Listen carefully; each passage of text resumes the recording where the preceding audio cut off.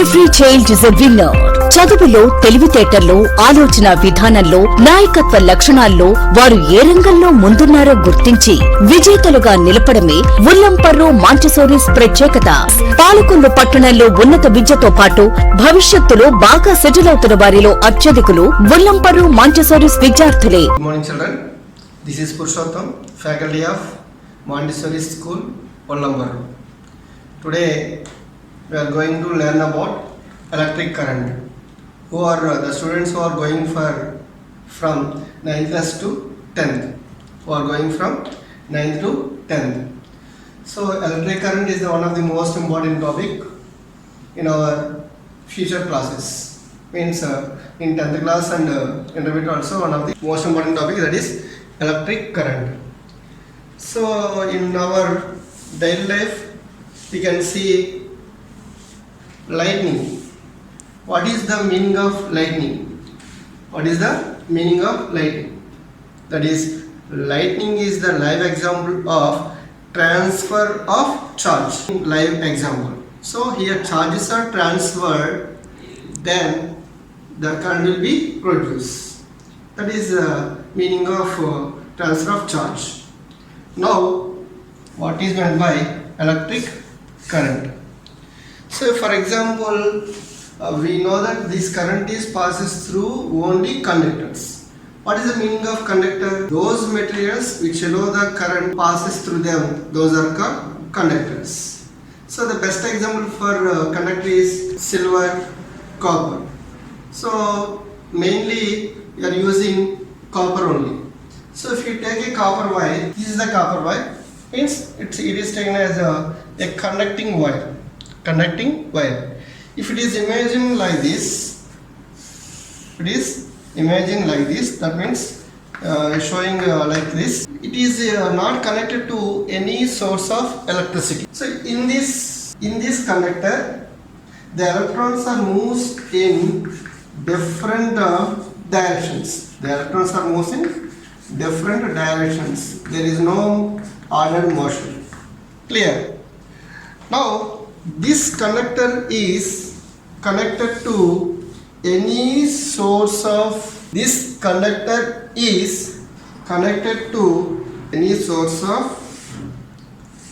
electricity. This conductor is connected to any source of electricity. Then when we close the switch, that is key, when we press the key, then all the electrons are moves in a specified direction.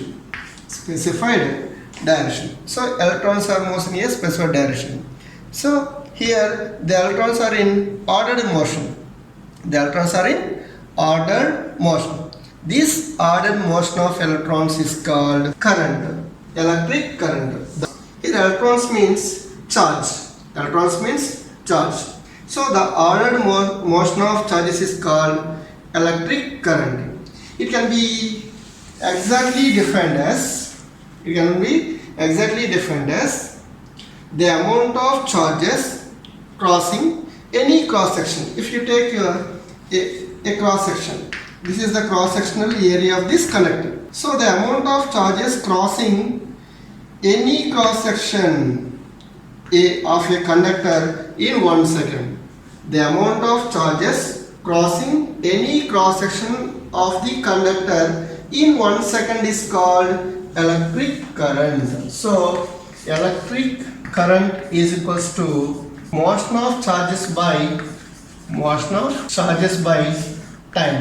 This electric current is denoted with letter I, and charge is denoted with letter Q, and time is T. So the formula for finding the electric current is I equals to Q by T. So what is meant by electric current? The amount of charges crossing any cross section of the conductor in 1 second is called electric current. Now units of electric current. The SI units of current is ampere. The SI units of electric current is ampere. Here ampere means So we know the definition of electric current. Electric current is charge by time. This charge is measured in coulomb by, and time is measured in seconds. So coulomb by second is ampere. So ampere we can define ampere. 1 coulomb of charge is passing through the conductor in 1 second is called ampere. Okay, this is the SI unit of electric current. How can you measure the electric current? This electric current can be measured by using a device, ammeter. Current is measured by using a device, ammeter. This ammeter symbol is this. This is the symbol of ammeter. Understand? Which device is used to measure the electric current? Ammeter. Okay, a device. This is the symbol of ammeter. This ammeter is always connected to the circuit in series. How in examinations, how ammeter is always connected to the circuit in series. This is about electric current. Okay. Next one is potential difference. What is meant by potential difference? Already we know this. This is the conductor. So some of the positive charges and negative charges are present on either side of this conductor. For example, here some positive charges are there and here some negative charges are there. If you observe this, here more positive charges are there and here less positive charges are there. So it is the higher in potential. And here this is more negative charges are there. So here less positive charges are present.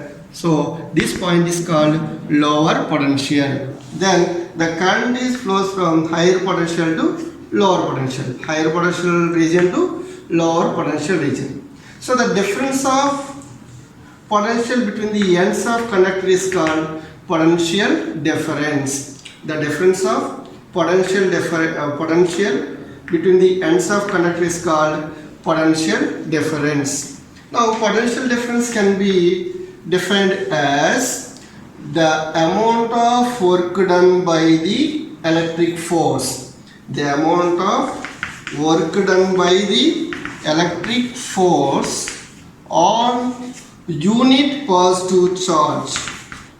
Unit positive charge from one end to another end of a potential difference is defined as the amount of work done by the electric force on unit positive charge. The amount of work done by the electric force on unit positive charge to move from positive terminal to one terminal to another terminal of a conductor is called potential difference. Here potential difference V equals to work done by charge. Work done by charge. Here this work done is due to the chemical electrical force and it is displaced this distance by charge Q. So formula for this is W equals to W by Q. V equals to W by Q.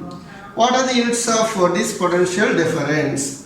So units of work we know that. What is that? Units of work is joule.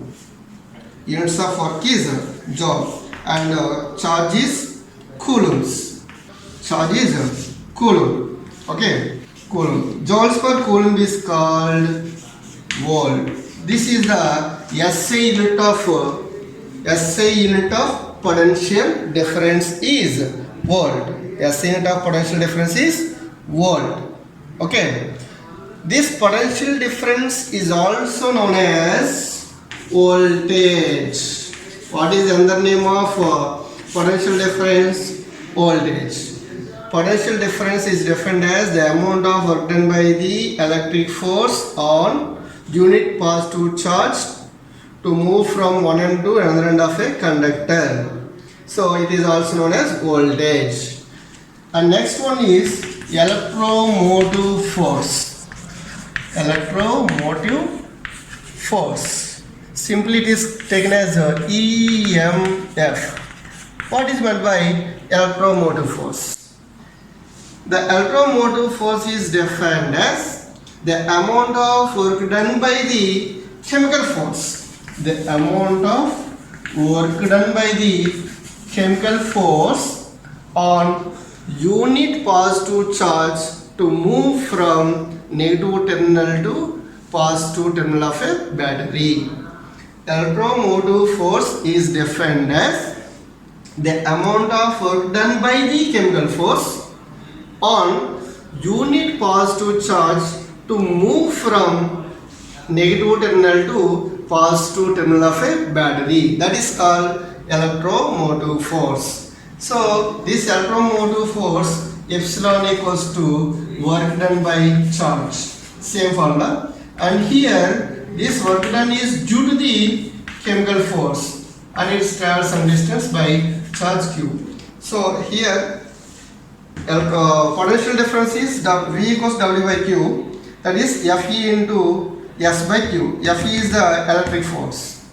And here electromotive force epsilon is equals to W by Q. Here W means Fc into D. Fc means chemical force and distance traveled by the. So this is the formula for electromotive force. This electromotive force is also measured in volts. Units of electromotive force are also measured in volts. Okay. Now which device is used to measure the potential difference and electromotive force? The potential difference and electromotive force both are measured with a device that is called voltmeter. What is that? Voltmeter. So voltmeter is a device. It is used to measure the potential difference and electromotive force. The symbol of voltmeter is this is. This is the symbol of voltmeter. This voltmeter is always connected to the circuit in parallel. Okay. How the voltmeter is connected to the circuit? Voltmeter is connected with circuit in parallel. Okay. This is the difference between potential difference and electromotive force. Okay. Here potential difference is measured between the ends of the conductor, but electromotive force is measured within the battery. Okay. Here potential difference is measured between the ends of the conductor, but electromotive force is measured within the battery. This is the difference. These are the difference between potential difference and electromotive force. So up to now we see about potential difference and electromotive force. Is there any relation between potential difference and flow of current in the circuit? Is there any relation between potential difference and flow of the current in the circuit? So for example, this relation, that means the relation between potential difference and electric current is given by George Simon Ohm. There is a relation between is there any relation between potential difference and flow of current in the circuit? Yes. There is a relation between potential difference and flow of current in the circuit. This was given by George Simon Ohm. George Simon Ohm. So he proposed a law that is called Ohm's law. What is that? Ohm's law. Okay. If for example in a circuit, this is a circuit, this is an electric circuit and it is a key which are connected to the battery like this. Okay. For example, the voltage of this battery is 5 volts. When we close the switch, then current will be flows, then bulb will be glow. Then here if 2 amperes of current is passes through it, if you increase the number of batteries, for example one more battery is placed in the circuit, that is also 5 volts. What will happen? Then flow of current also increases. That means 2 amperes to 4 amperes. So what we observe here, when we increasing the number of batteries in the circuit, then flow of current in the circuit also increases. Means the bulb will be glow brightly. So here the potential difference and flow of current both are directly proportional. Both are directly proportional. So from this, once again, here there is a relation between potential difference and flow of current in this circuit. So that means the potential difference is directly proportional to flow of the current in this circuit. So based on this relation, the Ohm's state the relation between this. Now what is the Ohm's law? At a constant temperature, the potential difference between the ends of conductor is directly proportional to flow of current in the circuit. Okay, what is the statement of Ohm's law? At a constant temperature, the potential difference between the ends of conductor is directly proportional to flow of current in the circuit. That is Ohm's law. From this, V is proportional to I. From this, V is proportional to I. Here there is a proportionality constant is taken, that is V equals to IR. V equals to IR. So V equals to IR is the Ohm's equation. What is the meaning of V? V is potential difference. I is current, flow of current in the circuit, and R is the resistance. R means resistance. This is Ohm's equation. V equals to IR, or in sometimes R equals to V by I, or V by I equals to constant. V by I equals to constant.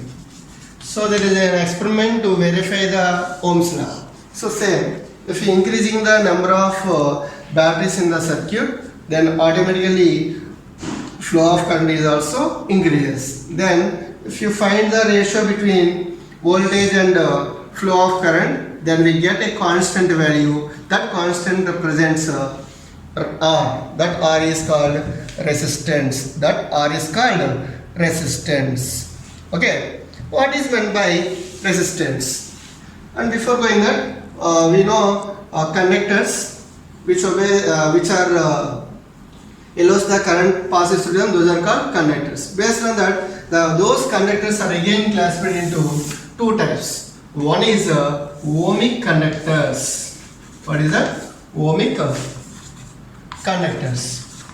What are ohmic conductors? The conductors which obeys the Ohm's law. The conductors which obeys Ohm's law are called ohmic conductors. The conductors which obeys the Ohm's law is called ohmic conductors. Examples for ohmic conductors are all metals. All metals are examples for ohmic conductors.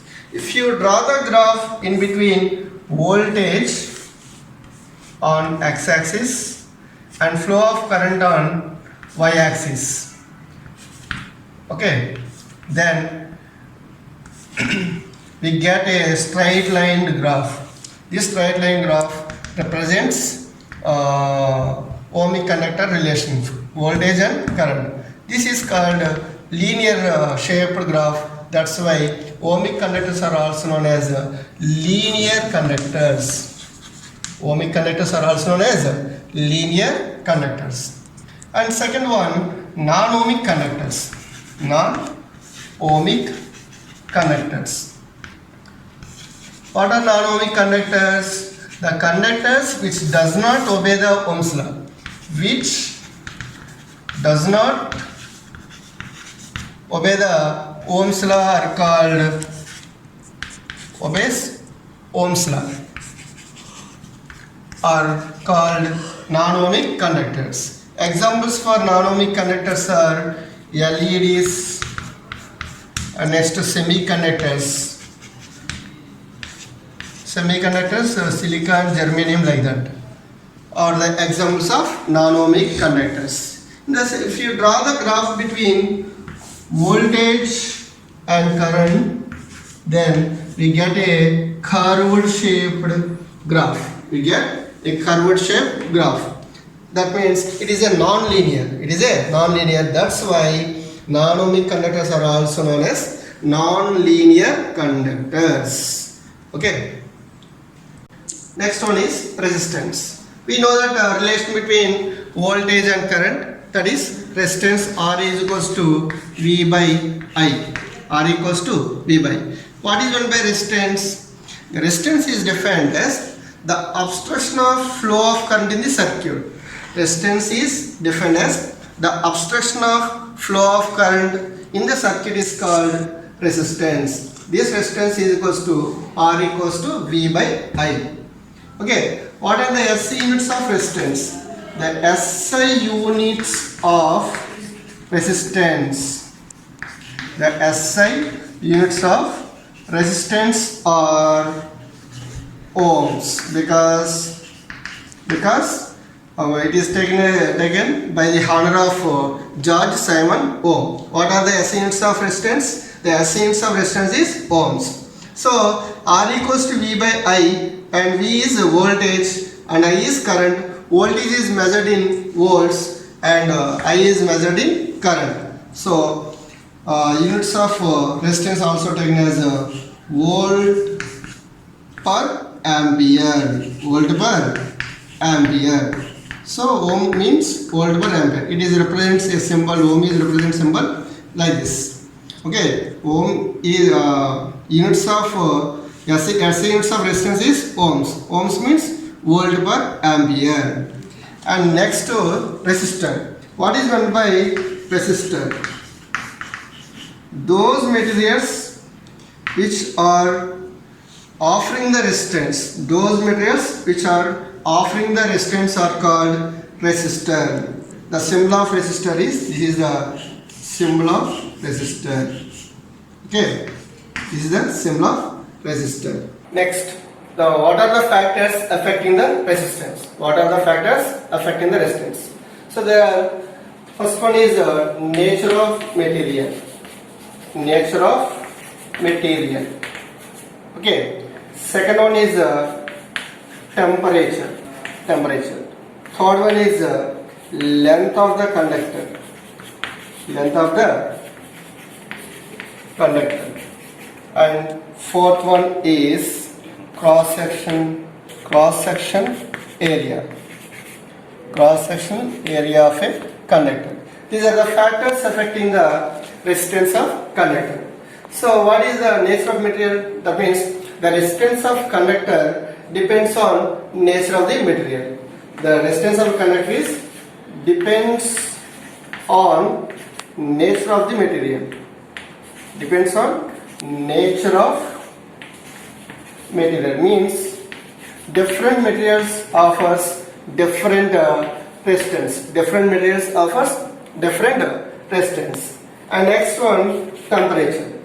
The resistance of a conductor depends on temperature of the conductor. Means, if for example, if you observe filament of a bulb, if the current is flows through the bulb, the filament becomes hot. That means the filament offers resistance. The filament offers resistance. That means here the temperature is increases, then resistance also increases. So the resistance of a conductor is depends on its temperature. Higher the temperature, higher the resistance. Higher the temperature and higher the resistance. And coming to length of the conductor. So the resistance of a conductor is depends on its length of the conductor. Means the resistance is directly proportional to its length of the conductor. Its length of conductor. So R is directly proportional to L. So if we take two different wires, one is 10 meters, another one is 20 meters. Then which one offers more resistance? Here the 20 meters length of conductor, or that is copper wire, is offers more resistance than 5 meters. That is 10 meters. If you take two wires, one is 10 meters, another one is 20 meters. Which one offers more resistance? The length, the wire of length which is 20 meters, it offers more resistance because of the resistance of conductor is directly proportional to its length. And coming to cross section. Here the resistance of conductor is inversely proportional to its cross-sectional area. The resistance of a conductor is inversely proportional to its cross-sectional area. So cross-sectional area is increased, then resistance is decreased. Cross-sectional area is increased, resistance is decreased. If you take if you take 2 millimeter square of cross-sectional area of length y, and another one is 4 millimeter square of cross-sectional area of a wire, each one offers more resistance. Here the 2 millimeter square cross-sectional area of a wire offers more resistance than 4 millimeter square wire, because of it offers low resistance, it offers high resistance. Okay, these are the factors affecting the resistance of a conductor. One is nature of material, temperature, length of the conductor, and cross-sectional area. And coming to what are the laws of resistance? What are the laws of resistance? So already we know that the length of the conductor, the resistance of conductor is directly proportional to length of the conductor. So the first one is the resistance of a conductor is directly proportional to its length. This is the first law of resistance. And second law of resistance is the resistance of a conductor is inversely proportional to its cross-sectional area. This is the second law of resistance of a conductor. What are the laws of resistance? The resistance of a conductor is directly proportional to its length, and the resistance of conductor is inversely proportional to its cross-sectional area. So from both equations, from 1 and 2, R is proportional to L by A. R is proportional to L by A. Here we take a proportionality constant, that is R equals to rho L by A. R is equals to rho L by A. Here rho means a proportionality constant. This rho is called specific resistance. Specific resistance or resistivity Okay, now rho is the proportionality constant, that is specific resistance or resistivity. R is equals to rho L by A. Here resistance and resistivity both are directly proportional. So higher the resistance, higher the resistivity. Higher the resistance, higher the resistivity, then lower the flow of current. Resistivity is equals to rho equals to RA by L. This is the formula for resistivity. Higher the resistance, higher the resistivity, then lower the flow of current. So the materials which are lower the resistivity, those are good conductors of electricity. The materials which are the low resistivity, those are good conductors of electricity. Now units of resistivity. What are the units of resistivity?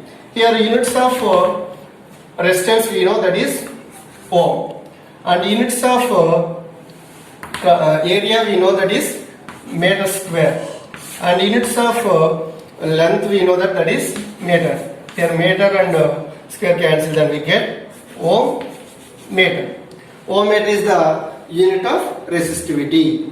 And next, conductivity. What is meant by conductivity?